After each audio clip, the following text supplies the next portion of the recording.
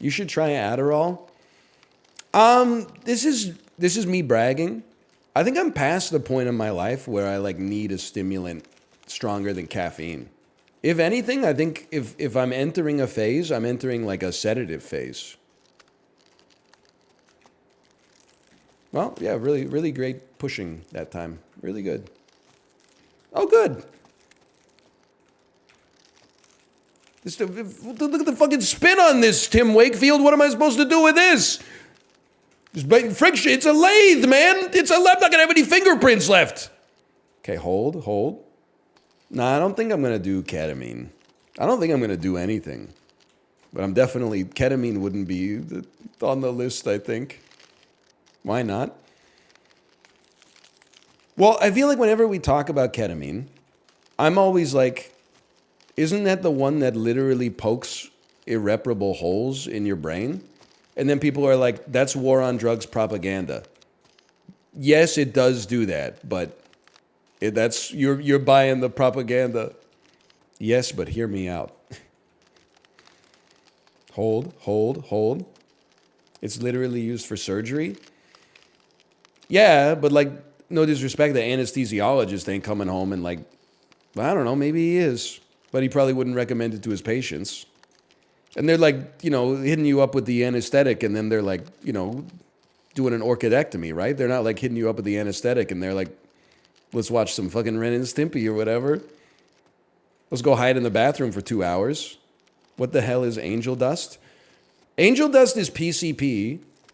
I'm going to tell the same PCP story that I heard from our like don't do drugs class in middle school that I always tell. I think PCP has like the cops did more marketing for PCP than like dampening the enthusiasm for it.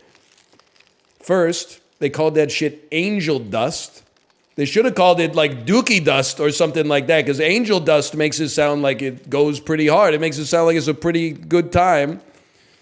Then in our anti-drug classroom in the 6th grade, a police officer came in and told a story about how they got a call for like a domestic disturbance.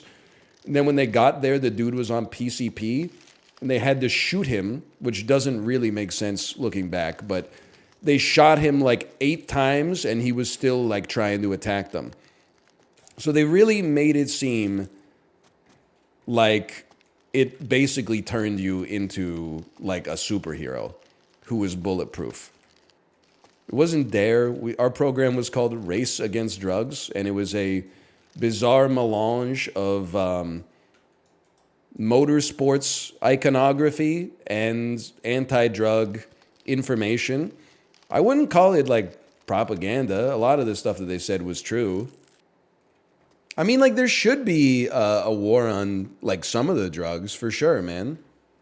Yo, Ravs, thank you for the raid. We're talking about the war on drugs.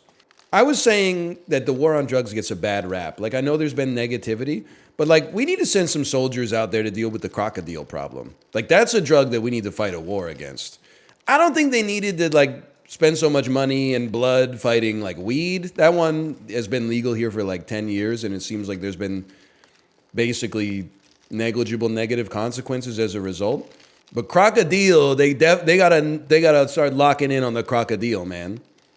What's crocodile? It's the one that like when you take it, you get holes in your arm.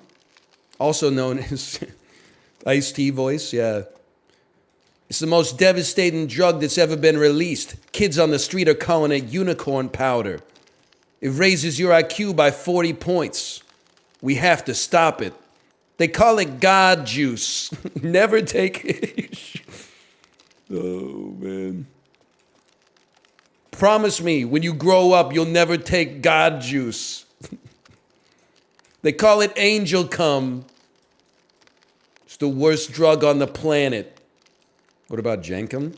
Jenkum is not real, man. And it's the same way of not real that like niche fetishes are.